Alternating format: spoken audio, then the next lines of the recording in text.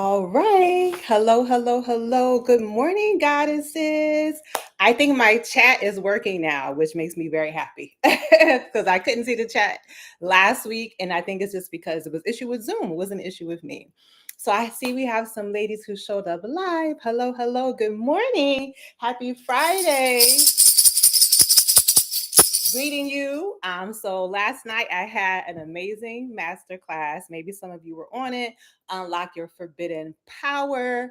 I think if you type forbidden, you should get the link. But if you're on my email list and you missed the class, I'm going to send out the replay today. So make sure you pay attention to your emails. Yeah, I can see my chat. Hello, Goddess Letitia. Happy Friday. Yay. So feel free to type in the chat as we are going through our Feminine Frequency Friday activation. Okay.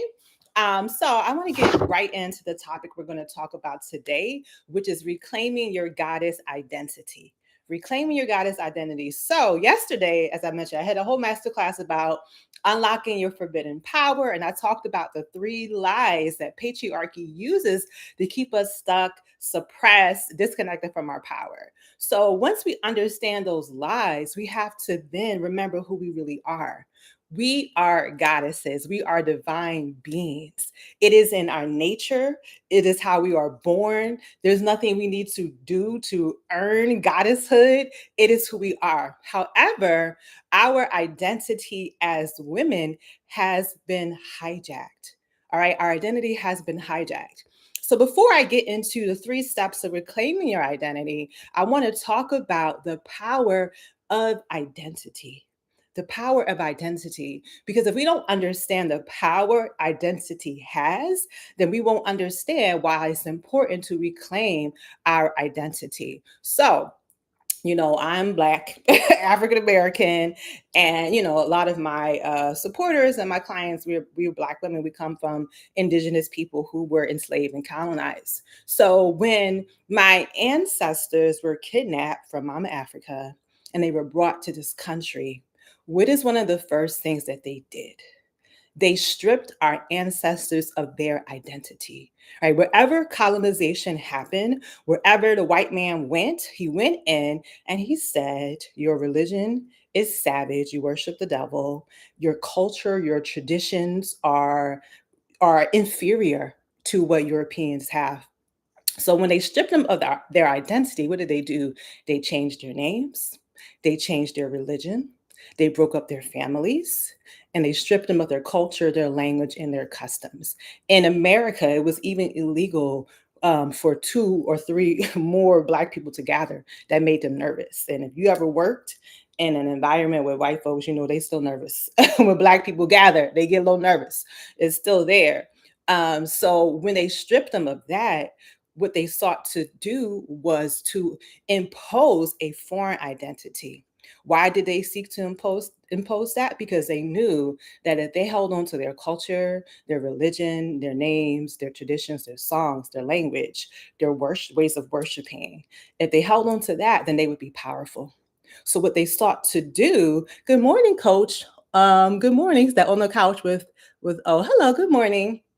So they sought to strip them of everything that made them whole because they knew that if my ancestors identify with their names, their culture, their religion, their practices, that they would be powerful and that they would not be able to be enslaved. And so, of course, still our ancestors rebelled because even when they stripped them of that in their core, they really knew that they were meant to be free, right? They knew who they were.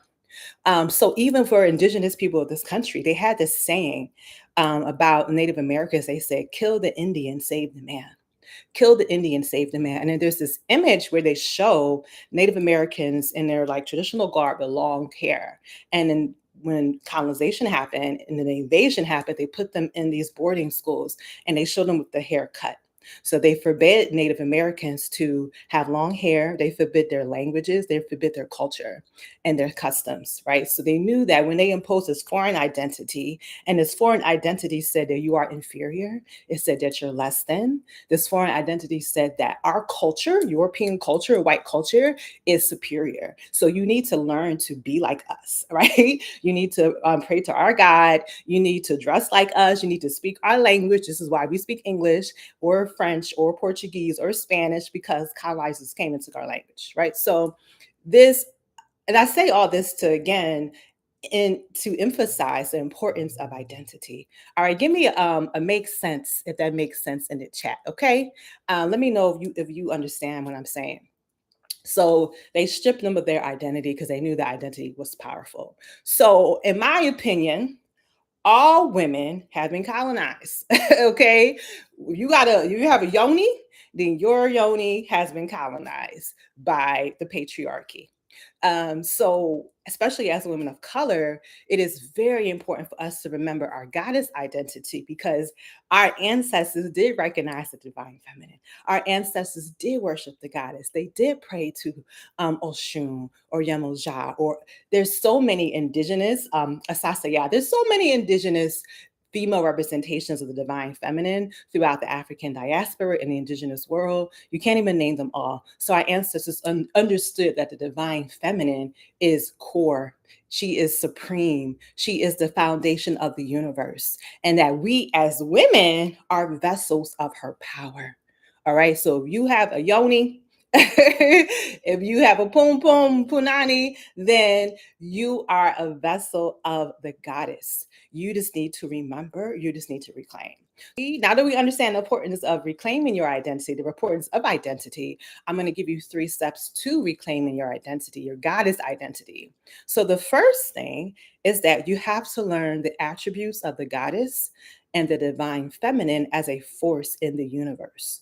Basically, you have to learn who the goddess is. If you don't understand who the goddess is, then how can you reclaim it? How can you reclaim her? You have to actually understand the power of the divine feminine. So I'll give you a little bit about the power of the divine feminine, and then I'll tell you how you can learn more and go deeper. So the divine feminine, we are the supreme creatrix. Okay. Women are so powerful that we have the power to bring souls and to make them become earthside, right? We are portals for souls to incarnate upon this earth. That's power. I don't know what's more powerful than that. We have the life code within us, we have the life principle. And as I've mentioned in previous classes, this life principle is, yes, it is about birthing babies. Babies are holy and beautiful and divine, but we have this ability to allow divine ideas and visions to descend upon the earth, to materialize. We have the power to nourish. Okay, the feminine energy has a strong connection with the element of water, which is why in a lot of ancient traditions you see water as an element associated with the goddess, like Oshun, like Yamoja, okay, like Mami Wata. And what is the power of water? Water is so powerful. Water can create, it can nourish, it can fertilize. Water can also destroy. So there's nothing about the divine feminine is weak. So when you understand that you have this connection to this divine feminine principle that you can nourish, you can create, or that you can destroy, then you begin to see how you can embody that in your life. Okay. So that's the first thing that we need to do. We need to learn the attributes of the goddess and the divine feminine as the force of the universe. And when you learn her, you begin to recognize her in everyday life. She is us, right? We have her in our bodies, but you begin to see the divine feminine force throughout nature. In the Tantra tradition, they say that all of the universe is the goddess. She pours her power, which is Shakti, she pours that into the universe, and the universe is clothed feminine energy. All right. She takes on the different forms, all forms, the trees, the mountains, people, ants, animals, everything is Shakti. All right. It's all life force, it's all the divine feminine.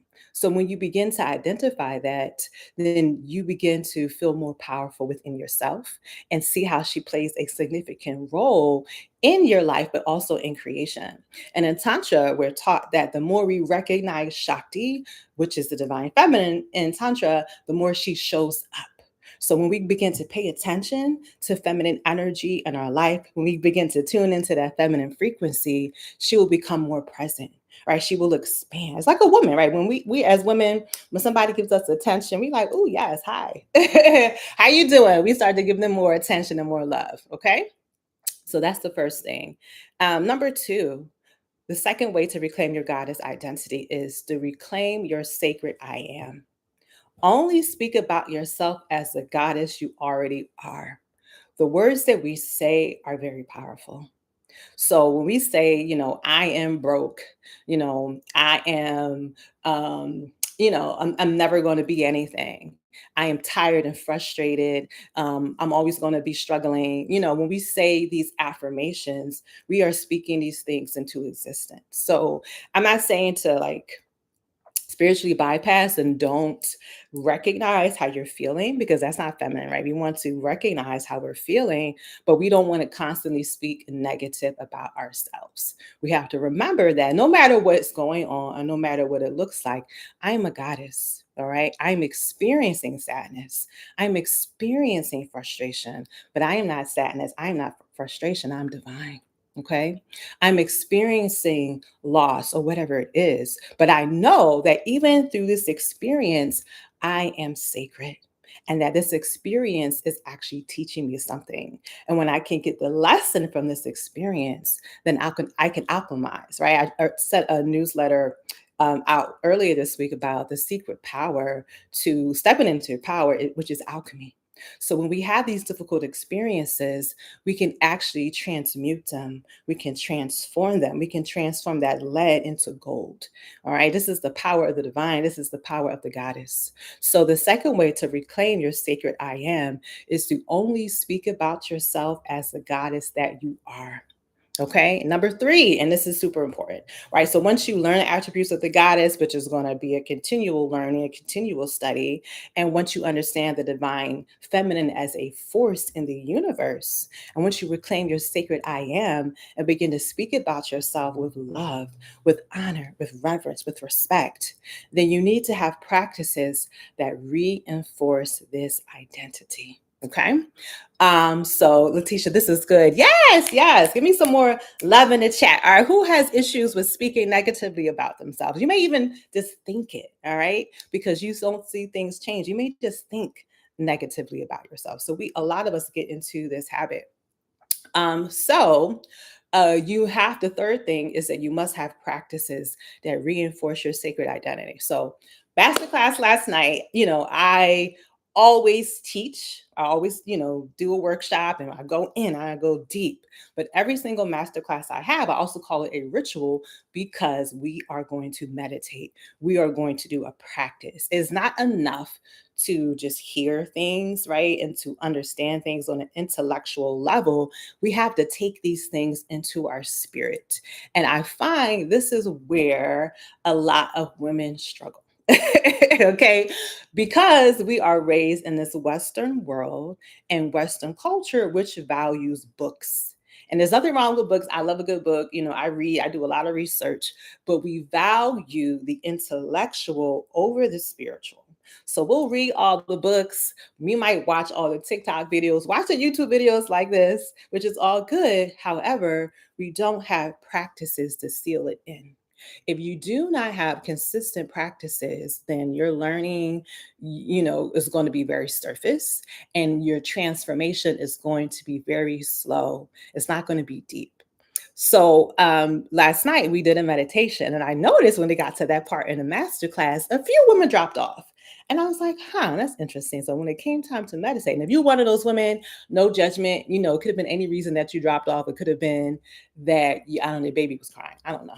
Or it was going too late. You had to get up and go to work early. But when you get to replay today, make sure you do the meditation and you do the practice because it is the practice that reinforces our identity. So we have something within us called our subconscious mind. Our subconscious mind is where all of our habits are stored. Okay. So I talked about how, we shouldn't speak negatively about ourselves and we should reclaim, hey, Goddess Kamaria, happy Friday. Glad to see you here. So I talked about how we shouldn't practice negative self talk, right? We should reclaim our sacred I am. But that negative self talk is like a tape that runs in our mind, whatever it is. Because usually when we have negative thoughts, anybody here deal with negative thoughts? When we have negative thoughts, it's on repetition, right? It's like this tape playing in our background. Where is that tape? And I'm saying tape, which is probably very old. That program, right? Where is that program held? That program of the negative self talk is held in our subconscious. It was implanted into us at some point when we were very young, when we were a child. Usually, maybe it happened through a traumatic event. Give you a quick example. So maybe I'll give an example from my own story about how I learned early on in some ways to hide my light. So it was in elementary school, and I was Miss Goody Two Shoes, good student, and I got chosen to. Our school was adopted by some type of organization. I don't know, but they wanted a student representative, and I got chosen to sign some paper. Maybe I was in like fifth grade, like whatever. Sign the paper on stage in front of the whole school. I was student representative, and that maybe next day or next week I got dragged out the bathroom by some girl who was like jealous of me. It was so weird. She was like, "Oh, I didn't give nobody permission to, you know, adopt me." I don't know. It was just like a very weird interaction, but she kind of dragged me out the bathroom. And me being this little shy girl, I didn't really fight back. But I think I was more shocked at like, what is she talking about? Like, why is she, attacking me?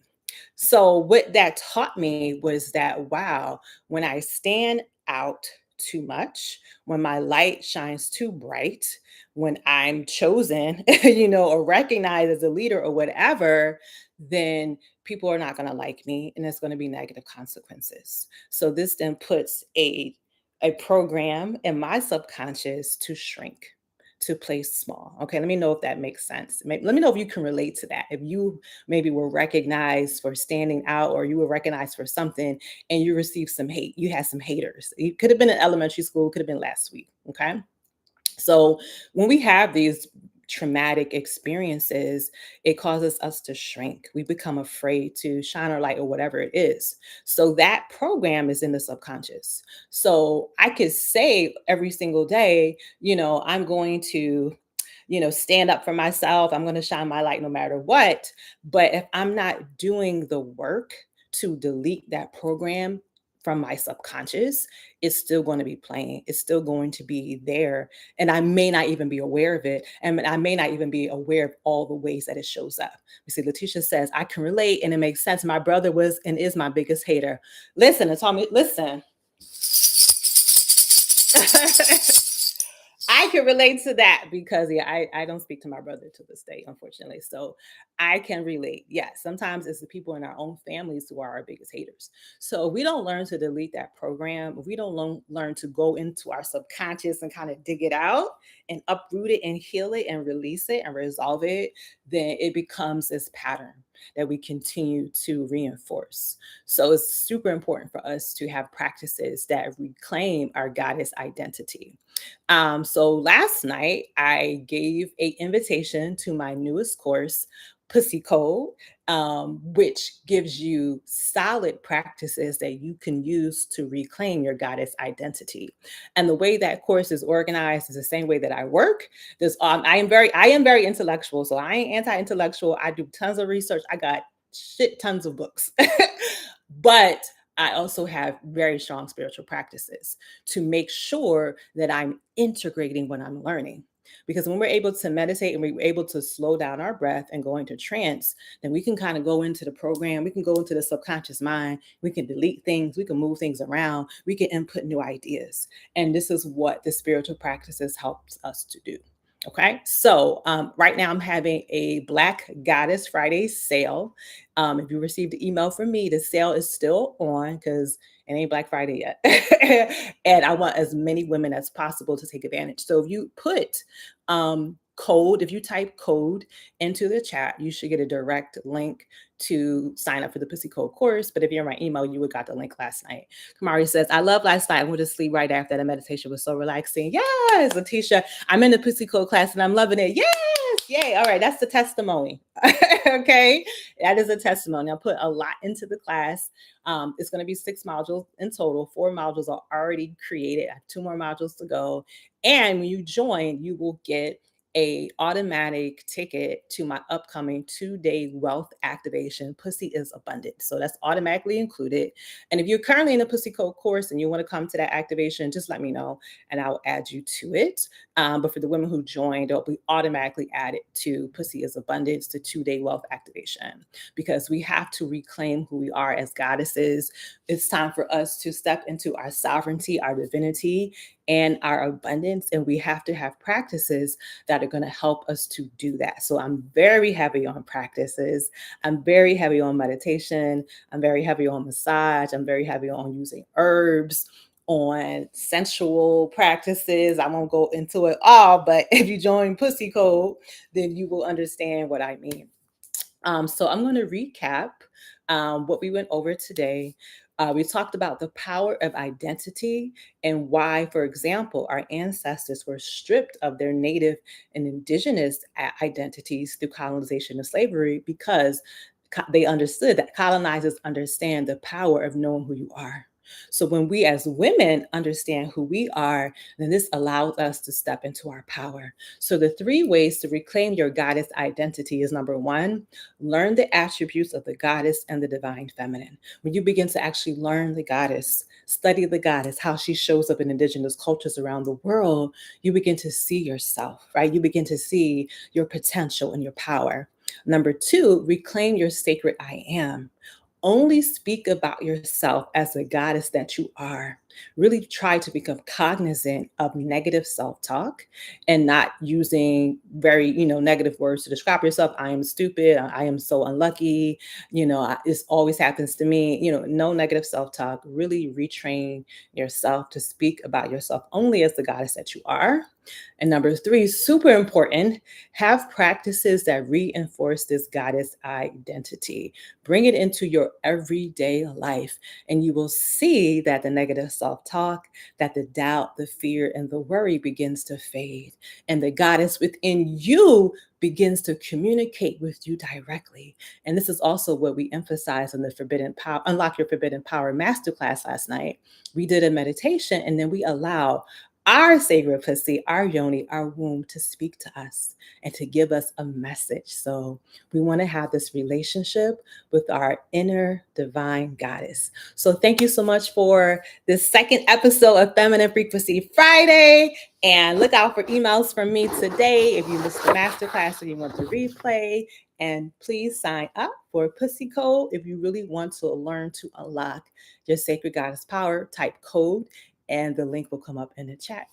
All right, goddesses, have a beautiful rest of your day. Thank you for showing up live, and shout out to the women who watched the replay. Yes, cool. Awesome.